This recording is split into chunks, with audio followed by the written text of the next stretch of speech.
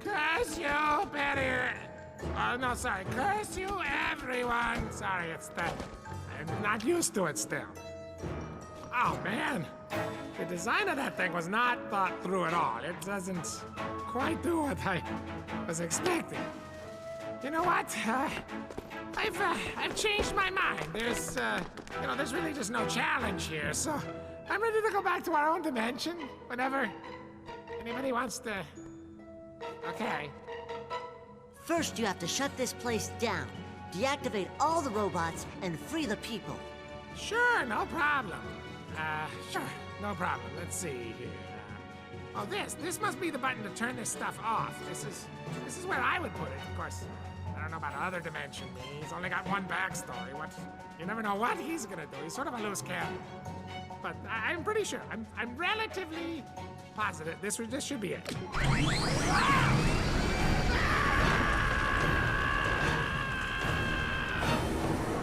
Oh, actually, no, I guess I would put a giant robot activator button there. Yeah. Yeah, and second thought, that's really more my style, I suppose.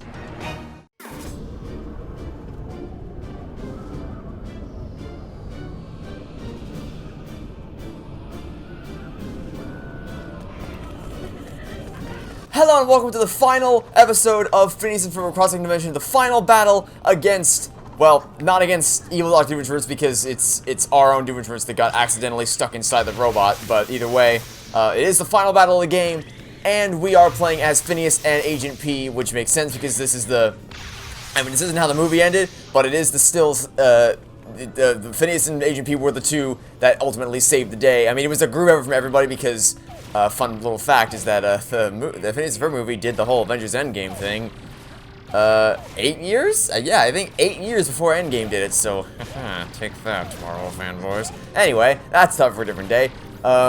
So, remember when I said in the last episode that we didn't get to pick who we played as in the next boss battle? I was referring to this one because you don't get taken to the character selection screen, it just automatically throws you into the boss battle as Phineas and Agent P. You don't get to pick your fighters. I didn't actually mean, I wasn't referring to the one against just regular old Doofenshmirtz when I said that, although I imagine it probably could have been misconstrued that way. Anyway, there isn't much you... Guys, I don't think you can possibly defeat this robot. I don't see any weak points. Wow, this thing sure uses a lot of power. I doubt it's carbon neutral. We're probably harming the environment right now. We just sabotaged the headquarters power plant. Did it have any effect? Aw, looks like it has a redundant power backup built in. Didn't see that coming. Uh-oh, I think you made it angry. Guys, I think we need a little backup. Brother, I've got your back. And this is why you don't get to pick your characters, because you have to play as multiple different people, because at the end of the day, once you start doing damage to the boss battle, your characters will get trapped. And you have to play as other people. Which does unfortunately mean that we have to play as Agent T, the Terry the Turtle. But we will not be switching to Terry the Turtle ever. We will be sticking to playing as good old Ferb. But what I was trying to say before the dialogue started happening is that you can't actually damage the boss battle initially. You have to wait until the gateway opens up. The good news is that while there is waiting here, at the very least, you're not waiting through the exact same attacks over and over again like you were with the last boss battle. This one's actually a bit more engaging. Also, it's a good thing that Phineas and Agent P got trapped when they did, because Agent P had very little health, and so did Phineas. Speaking of little health, Agent P just got knocked down because he sucks at everything. Anyway, you just gotta dodge all his attacks until eventually his chest opens up, and then you can unleash the baseball launcher into his little thing, and then start doing damage to him. In there, guys! I have an idea! Ooh, look! There's its command center! Attack it! Right there! Now! Thanks, Doofenshmirtz. All right, everyone. I think it's finally our turn. And unfortunately, we do have to play as Resistance Phineas and Resistance Ferb. It's kind of annoying because, like I said, they're just... Like, the thing is, in the movie, it's cool to see them because it's like, it gives you a window into just how different things are in the second dimension compared to the first dimension. So I don't inherently hate their characters because they do have an important presence in the movie as far as, giving you that window into the second dimension. The problem is that like I said, I fail to imagine a scenario in which there is even a singular Phineas and Ferb fan on this planet that when prompted with the choice between playing as Resistance Phineas and Resistance Ferb or Isabella, Baljeet, Candace, Doofenshmirtz, Buford, all the other characters. Literally a gauge in here marked anger, and now the dial is just spinning around and around. Not sure what that means, but it can't be good. Uh-oh, I think it's time to bounce. Exit stage left. That they would somehow pick Come on, Perry. We've got 2 dimensions to save. Resistance Phineas and Resistance Ferb over those other characters, which I cannot believe that at all. But either way, at the end it all comes back down to Phineas and Agent P to save the day because Ferb and Agent T ran off, as did Resistance Phineas and Resistance Ferb. For some reason, Resistance Phineas and Resistance Ferb did not get trapped by evil Doofenshmirtz robot here. It was they just got to kind of float away, and then Ferb and Agent T also floated away, and left us to deal with the aftermath. So, no big deal, just gotta play the dodging game for a little bit longer until we get this opportunity to attack him once again. We need the Carbonator this time, so let's go ahead and use that, like so, and he's done. The trick.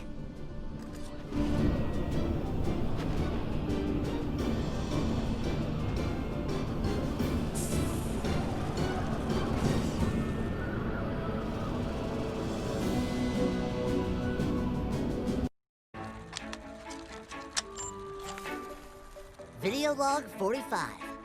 Well, it's been about 2 months since we helped Other Dimension Ferb and Phineas defeat Dr. Doofenshmirtz, and this place is finally returning to normal. After that robot was destroyed, Phineas, Ferb, and the rest of their crew went back home. Although that's a different story. Anyway, here in our dimension, no one is wearing those terrible doofralls anymore, and even better, they're reopening the school. But that's still 104 days away, and we've got a few plans on how to spend our first summer vacation. Oh, hey, Ferb, you're back with the plans. And you got the blowtorch. But what's the peanut butter for? Well, that's my cue. We're off to build the coolest roller coaster ever. Hey, Ferb, you got enough rivets up there? I do appreciate that little dialogue there. That genuinely brought a smile on my face. I forgot about that. The direct references to the first episode of Phineas and Ferb with the whole, we're gonna need a blowtorch and some more peanut butter. And hey Ferb, you got enough rivets up there? Nice little references. Yeah, also, that's another story thing. It's because they got their minds erased. But, so, you know, the final set of boss battles, kind of anticlimactic. The one against Dr. Doofenshmirtz is just really, bad, because there's a lot of waiting for the same attacks over and over again. It's just really unnecessarily dragged out. That last one is still kind of enjoyable. It's just annoying because it's over so quickly. It's really anticlimactic is the best way to describe it. Now that might just be because the Carbonator and Baseball Launcher are so upgraded that we just tore through his health instantly, but still, it's still over a little bit too quickly. But either way, the finale of the movie itself is definitely much more climactic and much more awesome. The Phineas and Ferb Across the Dimension movie in general is just pure perfection from start to finish. Everything about it, the character work, the plot, the music, obviously the music, and then of course that final battle, because that's the thing. Not only, because I'm not going to spoil too much, but the finale of the movie is not only a portal to another dimension, or a portal to some other location, on the top of the tallest building in town, on the weirdest shaped building in town, with a machine that's pointing into the sky to open the portal, with a bunch of alien robot things coming out of the portal, which needs to be bottlenecked. Not only was that done in the Phineas and Ferb movie a year before the Avengers did it, but the whole idea of everybody coming together at the end and using all the inventions and all that. They did that thing that Avengers Endgame did 8 years beforehand, so, like, I don't know if you want to give it. I'm not trying to imply that the Avengers ripped off Phineas and Ferb, because for one, in the case of the original, in the case of the first Avengers movie, obviously with them coming out a year apart, they would have been working in parallel, so they wouldn't have had time to rip each other off. In terms of the Endgame thing, I don't think that was a rip-off either. I just think that people give credit to the Avengers when they don't really need to give credit to them for that concept, but, either way, so I guess we can talk about the game. You know, I mean, it's not like a 10 out of 10 or anything. Like, it's not some pinnacle of video game masterpiece design or anything. But, you know, I'm happy I replayed this. This is a lot of fun. I really enjoyed this. I mean, obviously I remember loving it when I was a kid, and I didn't, you know, I didn't know if I would still, I didn't know if it would still be good, but you know what? It was still great. It was still a really great game. A lot of fun, a lot of cool gadgets to use, cool dimensions to explore. Playing as all the Phineas and Ferb characters is obviously a major part of the appeal. I just wish that they really, my only complaint is that they should have fine-tuned the character roster a lot more than they did, because it's just, like, there's no reason at all that Resistance Phineas, Resistance Ferb, and freaking Terry the Turtle should have been in that final character roster over Isabella, Baljeet, Buford, Candace Doofenshmirtz, and all that. And yes, Isabella, Baljeet are still in the character roster as unlockable characters, but they should have been a part of the main cast. Let's be perfectly honest about that. They should have been a part of the main cast. But either way, overall, really fun game. I'm glad I finally got around to making a walkthrough of this, because like I said, it's not a perfect game, it's not some masterpiece, but it's still a lot of fun, and I would recommend this to any Phineas and Ferb fan. You will have a blast playing this if you're even the slightest fan of the show. And if you don't know what the show is, or if you haven't watched the show, but what you've seen here intrigued you even a little bit, I can't recommend the show enough. Phineas and Ferb is the best TV show I've ever watched, and the movie is... the first movie is 10 out of 10 across Second Dimension. Kansas City Universe is also a phenomenal movie, but the Across Second Dimension just cannot be topped. It is perfection, 10 out of 10.